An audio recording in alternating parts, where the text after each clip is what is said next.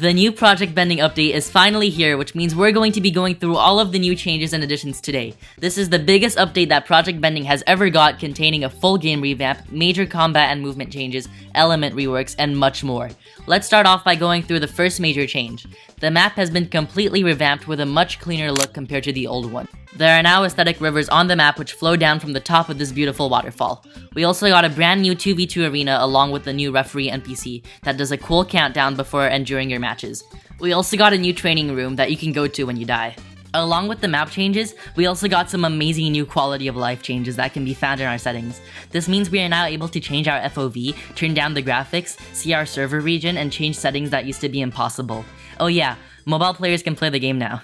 Now let's take a look at the brand new movement mechanics. The game has newly adapted a much more realistic movement system, which improves the quality of life overall. This is a huge change as it adds a much more enriching feel to combat. Along with the new movement system, base combat has also been slightly updated. When two players hit each other at the same time, they will now be able to clash. This is a very cool feature, and it is always satisfying to see your enemies bounce back. Infinite combos have also been fully removed from the game, so if you can't escape a combo, that's just a skill issue.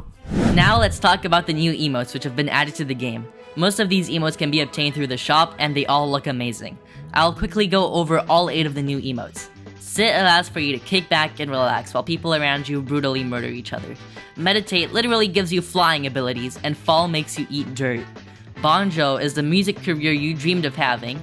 Popcorn, which lets you stuff your cheeks with oil and grease.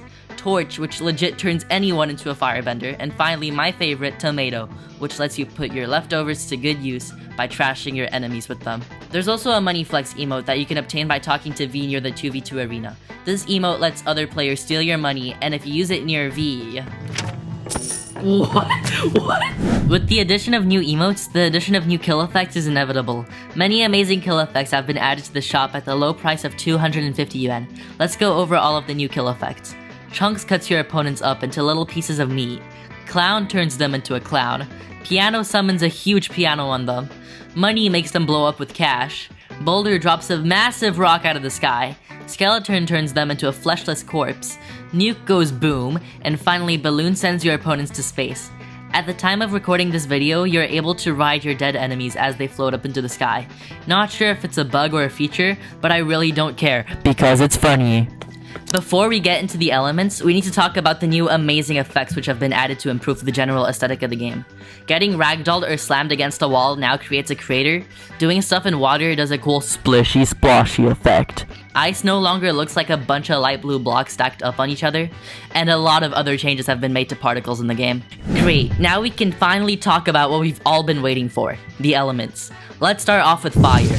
A lot of changes have been made to the fire element, including buffs and nerfs. Let's start off with the new charge bar.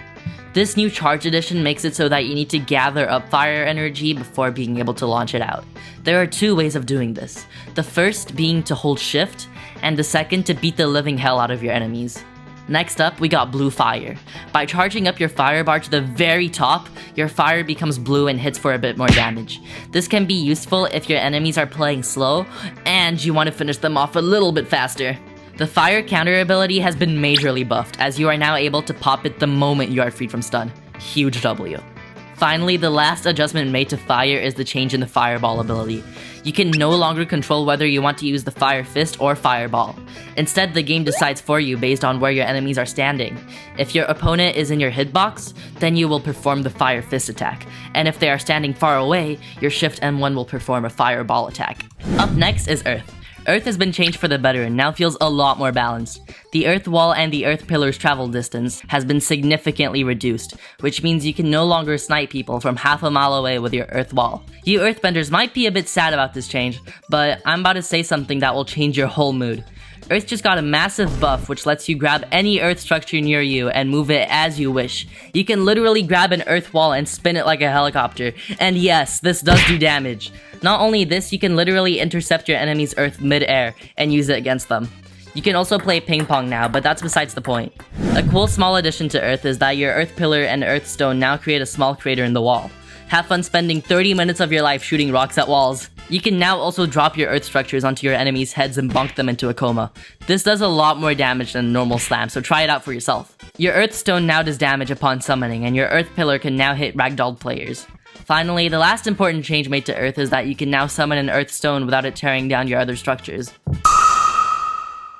The new water moves are finally out for everybody to use! Yay! As long as you buy the Game Pass. Water got the biggest buff of its life and a little nerf along with it. Let's start off by talking about the buffs relating to the water barrier. The water barrier has been changed so that when an enemy attacks it, they get thrown in slow motion. This is really useful as it prevents enemies from escaping your ice freeze, which you can use by pressing space after using your barrier. Water barrier has also received a tremendous nerf. It is now breakable by certain moves. This is overall a W change since it balances out the elements. Another change that has come with water is that you no longer need to hold right click to pick up your water. Instead, all you need to do is press shift. We can now go over the new water moves which have been launched with the new update. The first new move which has been added to water is the water kick. This move can be used either in the left or right direction by pressing A or D respectively. This move can guard break and destroy earth structures, which means that your enemies can no longer stand in a corner and hold block to avoid water attacks. By using a water bullet near an enemy, you will perform a water fist attack. The last new move that has been added to water is the ice variant of the water pool. It's basically just a long range freezing move. If you guys enjoyed this video, I would really appreciate it if you could hit that subscribe button.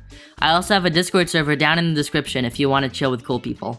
Also, I made some cool Project Bending merch on Roblox, so if you guys enjoy playing Project Bending, this is the best drip on the market right now. Click on any of these videos if you want to see more. Otherwise, bye!